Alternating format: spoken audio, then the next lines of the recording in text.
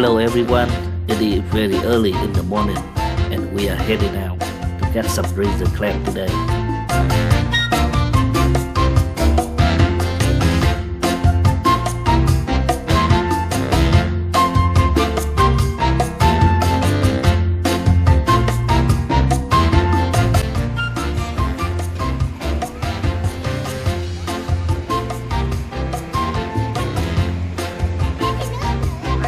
There are a lot of razor clam today and they are pretty easy to spot.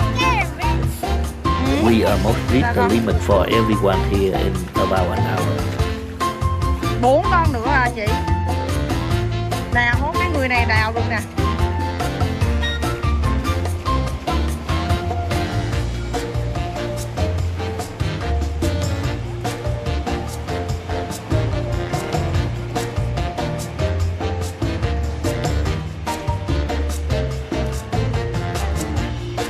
Quay ra cổ vũ anh Đại đi, lần đầu tiên thấy anh Đại uống có chưa? Anh Đại yếu lắm, bây giờ thấy anh Đại thì anh Đại yếu lắm.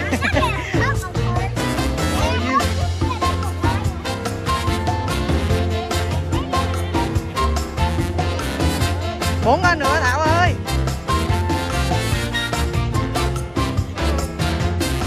Đó, thấy chưa anh Đại à, thấy chưa? Chưa công tử thấy chưa? Hết sức rồi, hết sức rồi. Bên này nè, bên này nè. Right here, yeah, đúng rồi đó. Đó, right here. Đó. Hết đó rồi hả?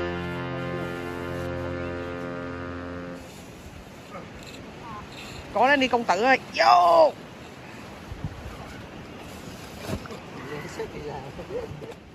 It has been a long night and most of us are quite hungry after all of that digging.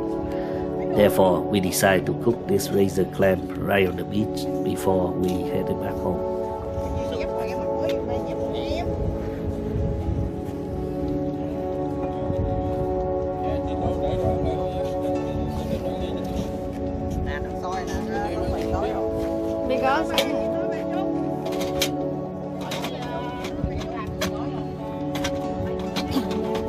Có mì gói ra muốn ăn không? Còn hộp udon kìa, còn udon kìa.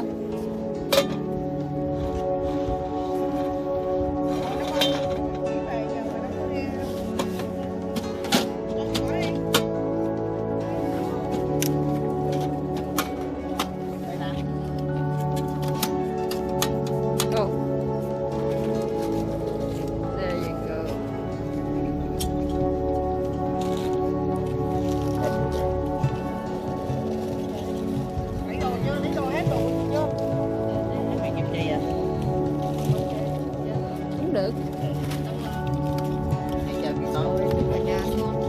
Bây giờ gì đâu? Mày tiền. Tôi để cô lắm. Nó không mất hẹp là ăn đi. Nè đi ăn party bỏ mình đây. Đấy party đây còn ngon hơn nữa. Ok bye em. Bye chị. Dạ. Rồi xem.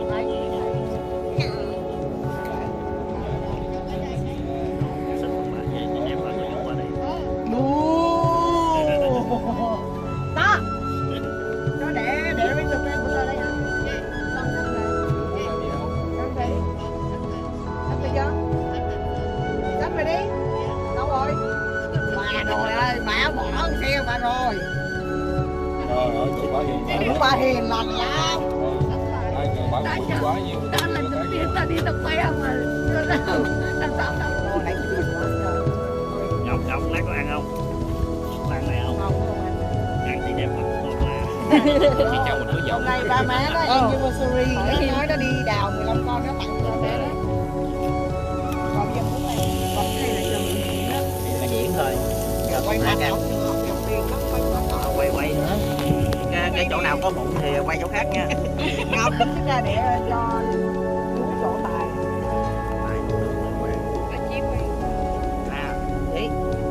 Thấy thằng kia nó đứng nó quăng muối đó không? Coi nè. Ôi nó đi ra rồi, ông quăng cái dao bay đi luôn. Thấy chưa?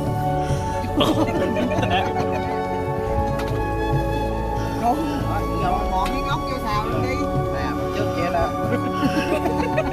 Đấy cái sao nó thôi cái có nhân đường. Tôi mới làm cái dao bỏ quay nữa kìa. Dao cổ bỏ quay rồi. Đây trước mà. Miếng ốc vô. Đẹp luôn. Đẹp. Wow, quay này có này kêu. Ủa nó chị dẻo nhẹ thôi. Rồi bỏ tay uổng em. Mẹ diễn không. Rồi quên bỏ tỏi. Đúng rồi. Là cho bà thôi. Ôi chú Lê nó bỏ chứ nữa. Alright, here's another dish. It might look the same, but it's different.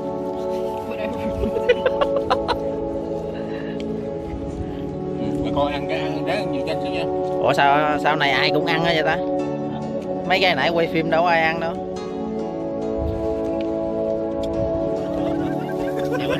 Kỳ quá. Không nói vậy người ta mới vô coi. Nhớ cái khúc đó bây giờ. Không, cái khúc đó phải phát âm bự lên. Đưa cái mặt nhụng lên rồi nha. Nó nói câu đó đó. Nói lên. Làm muối tiêu chanh đi. Cái này chào cái này mà chấm với muối tiêu chanh cũng ngon lắm. Chanh đó. Có chanh không? Có. Bên trên. Lạnh quá. Bắt đầu lạnh rồi. Hả? Muốn ăn không? Nè đứng đây có lửa cho ấm nè. Đấy, cái này này. Dạ. Chắc hết luôn nha. Dạ. Ủa? Cầm mấy cái. Đã thôi. Cầm muốn về để quay vòng mà cũng không được. Dạ, được cách thịt.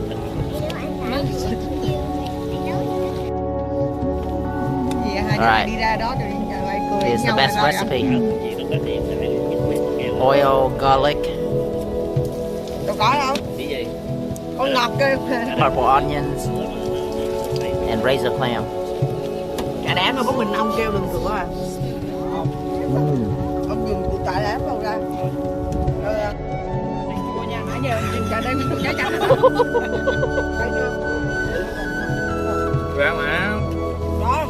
Không ra mà giọt mà. Ôi có giật đổ. Trời ơi. Chanh ngủ với chanh. Chiên trứng luôn chiên sao? Sao con này bự dữ vậy? Chiên chứ. Chiên trứng luộc hả? Rồi quay tới đây.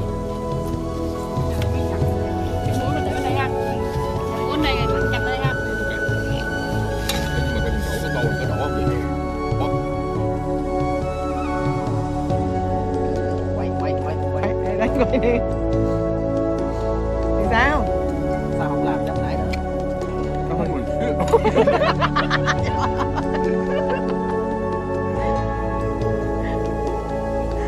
Rồi, anh thử đi. Rồi mình phải ăn miếng hả? Ừ, trời ơi. Last call rồi.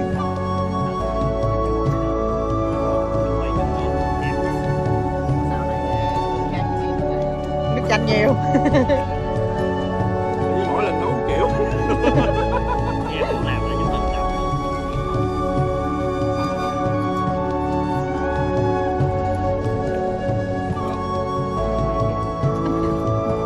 Sao?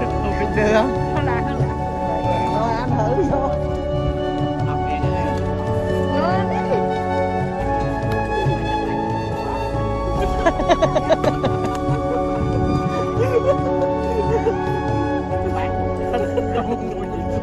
Đài ăn xong bất tỉnh nè. Thank you for watching everyone. I like to show you more, but there is no more razor clam left to cook. So I guess we'll see you next time then.